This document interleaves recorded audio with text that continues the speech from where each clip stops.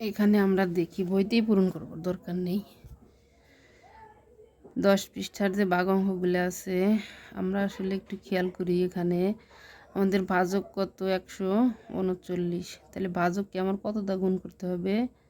7 দিয়ে। ডাইরেক্ট কিন্তু আমরা এখানে নামানোর আগে কিন্তু আমরা ভাজককে 7 দিয়ে গুণ করতে পারি। যেমন 7 নং 63 3। 7 নং কত? 63 3, হাতে আমার 6, হাতের কত? 6। তাহলে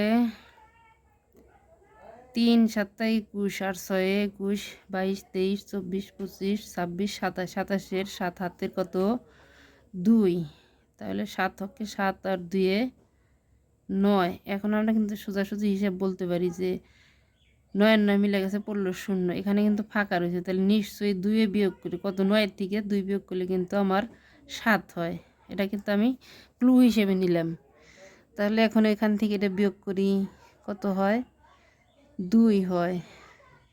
323। 323কে কয়বার গেছে? একবার গেছে। তাহলে এই যে 9 39। এখন এটা বিয়োগ করি, 9 আছে কত হলে 13 মিলবে? 9 10 11 12 13, 4 হলে হাতে আছে 1, 4 আছে কত হলে 12 মিলবে? 8 হলে। এই যে আমার প্রথমটা মিলে গেছে। এখন দ্বিতীয়টা যদি আমরা হিসাব করি, এখানে আমাদের ভাগফল কিন্তু দেওয়া আছে 6। তাহলে 5 6 আমরা ভাগফলকে ভাজকে গুণ করে ফল এখানে নামাবো। তাহলে আমার কত? 5 6 30-এর 0, 5 6 30-এর 0, হাতে আমার কত? 3। 6 দগুণে 12, 6 দগুণে 12 আর 3 15, 5 হাতে আমার 1, 3 6 18 আর 1 19-এর 9।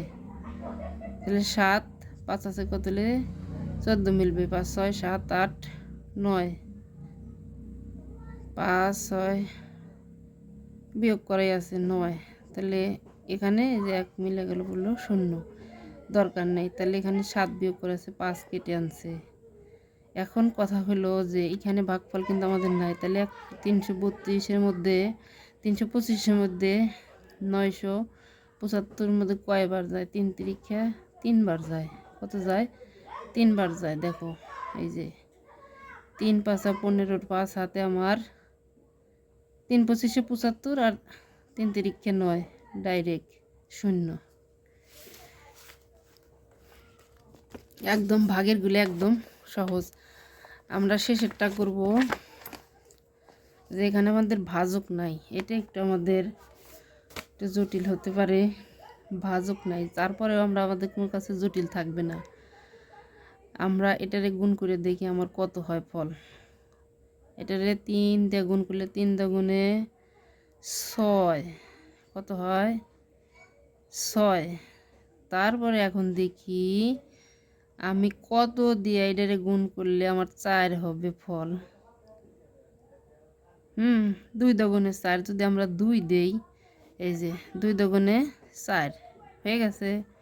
তাহলে 46, 46 46-এর মধ্যে 0 0 গেল না। এখানে একটু কথা আছে কিন্তু, কারণ এই যে বিয়োগফল কিন্তু আমার 1 আছে, তাহলে নিশ্চয়ই এখানে আমার 7 আছে।